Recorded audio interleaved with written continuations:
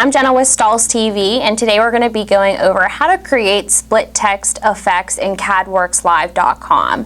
So as you can see, we already have CadworxLIVE brought up on the screen. I'm all logged in. So if you haven't worked with CadWorx before, you would be brought to a page and you would go to the login button, type in your username and password, and then it would bring you to this page. So of course we want to launch the Design Studio. So we're going to click Launch Design Studio 2.2. It just has some updated features that are going to be feasible for you when it comes to creating artwork. I've already launched the Design Studio, so I'm going to go head up to that tab. And of course you can see that I already have my artwork brought up. So I just want to go ahead and click the design that we're going to be recreating, and it is a fun split text effect that is very popular for fall fan wear. So I'm going to enlarge that for you so you can see all of the detail in this design. And I just want to teach you how to recreate this. It was a popular look that a lot of people really liked in the fall fan wear or spirit wear guide that we did live on Stahls TV and Facebook. So that you can recreate this for your customers this fall. So I'm going to go ahead and move this to the side, and we're just going to recreate this. So of course I want to bring in my text, so I'm going to click Add Text, and we're going to type in our high school. So we have North Central High School, and I want to go ahead and click my font, choose a font that I want to go with.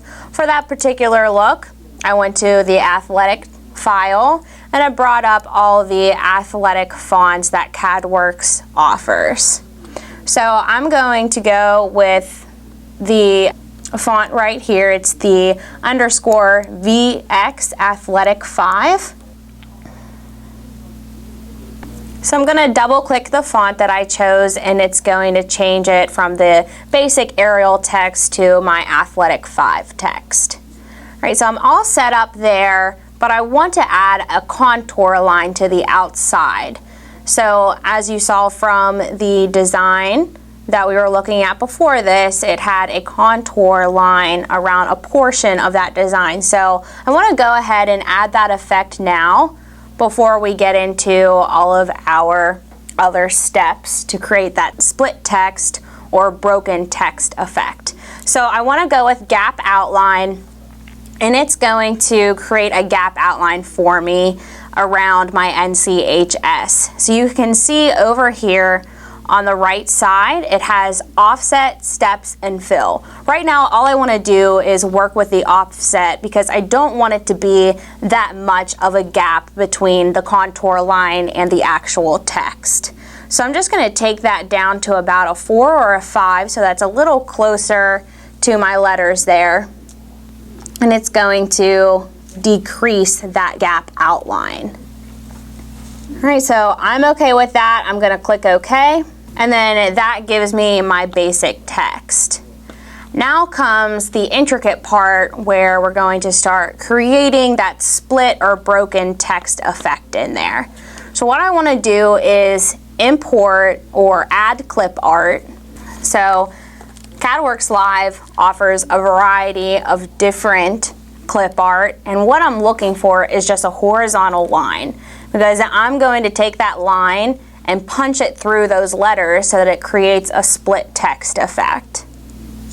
All right, so I'm going to go with this line, that way I can just duplicate this and create two, and I'm just going to work with this line clip art. Okay. So I'm going to adjust this to make it a little bigger. And I want it to be a little thicker than that as well. So I'm just going to adjust that slightly. And of course, I'm creating two lines here. So I want to just Control D so that I can duplicate that. And then I'm going to rotate both of these so that they are going diagonally through my text. So I just selected both of those by scrolling over top of them. All right, and now I'm going to individually place these where I want them to go through my text. And of course, if they're not the exact diagonal that you want them to be, you can adjust them by just clicking this little box over here, and it will indicate that it's going to rotate the figure. Okay, so I have it exactly where I want it to be now. So I can go ahead and do the same with this one as well. So I want to rotate this again and bring it through the text where I want it to punch through those letters to make it look broken.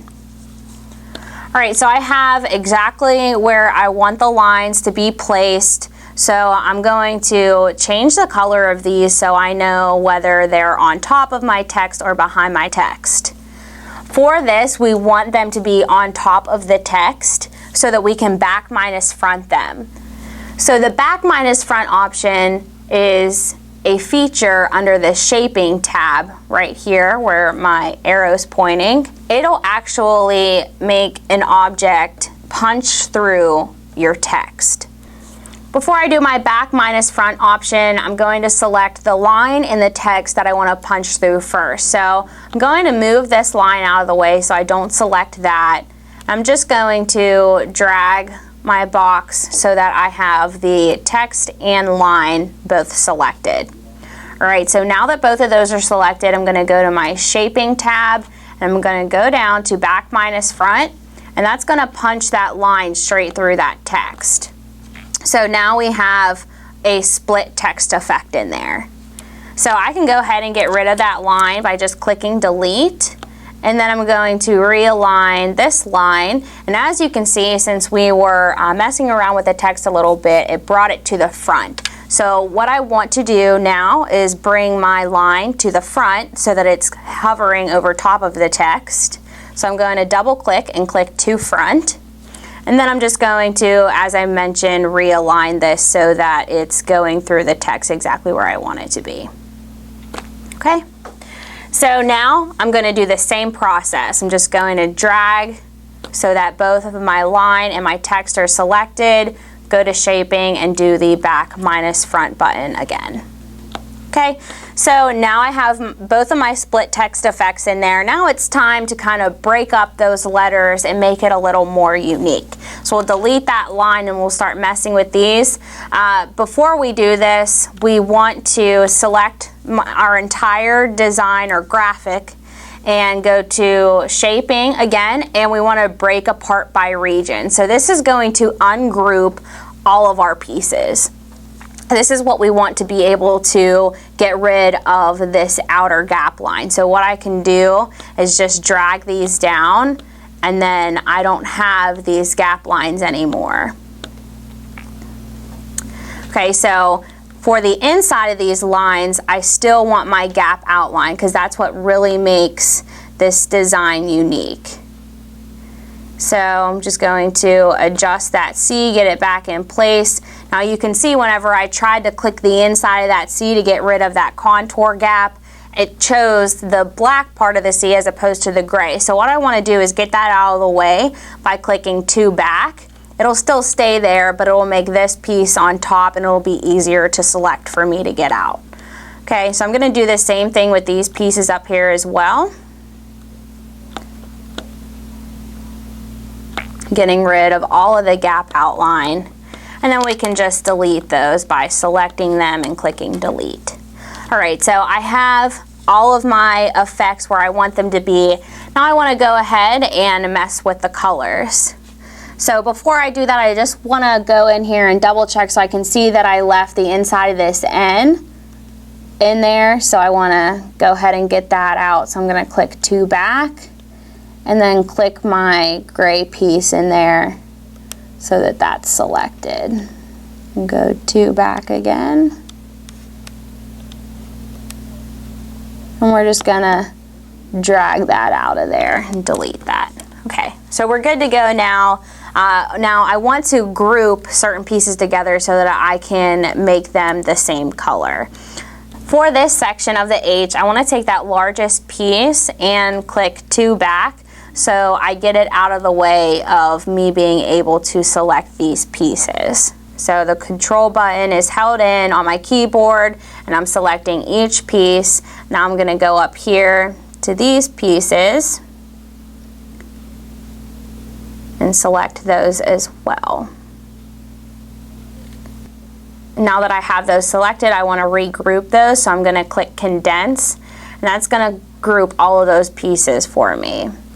Now I want this section of my S to be grouped with those as well. So you can see that this little piece of my S did not get selected in there, and I want it to be the same color as those. So what I need to do is select that little piece, and of course I need to get the largest piece of this to back. So I'm going to right click and click to back and click this little piece in there.